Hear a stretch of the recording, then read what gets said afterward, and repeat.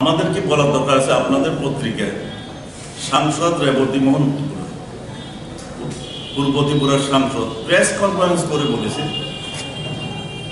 যে পাহাড়ে আইপিএফটি এনএলএফটির সঙ্গে যোগাযোগ রেখে পাহাড়টাকে কন্ট্রোল করার চেষ্টা করছে। এরপর কি আর আমাদের কিছু বলার থাকে, সেখানে আবার সেই আইপিএফটিকে নিয়ে জোট সরকার করছে। আর এই সরকারের লোকসভার সদস্য বলছে পাহাড়ে যে আজকে উগ্রপন্থী কার্যকলাপ এটার জন্য আইপিএফটি করাচ্ছে এনএলএফটির সহযোগী হিসেবে।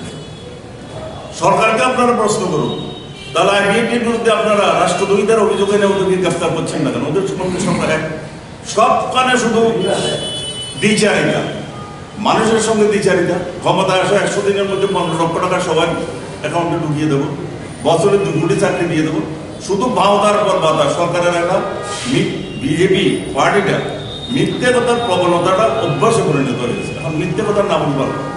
তুমি প্রেস কনফারেন্স করে বলছো আইপিএফটি এনএলএফটি সঙ্গে যোগাযোগ করে পাহাড়ের শান্তি নষ্ট করছে, আবার সরকার এসে আবার বসে তাদের সঙ্গে সরকার বলছে এই দ্বিচারিতা কেন?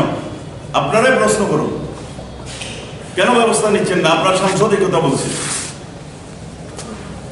শুধু ক্ষমতা, যে কোনো রকমের ক্ষমতা দখল করা, মানুষকে ঘরে ঢুকিয়ে দিয়ে মেরে কথা বললে আক্রমণ করো, সাংবাদিক আমাদের বিরুদ্ধে লিখলে তাকে আক্রমণ করো, সর্বত্র একটা অশান্তি।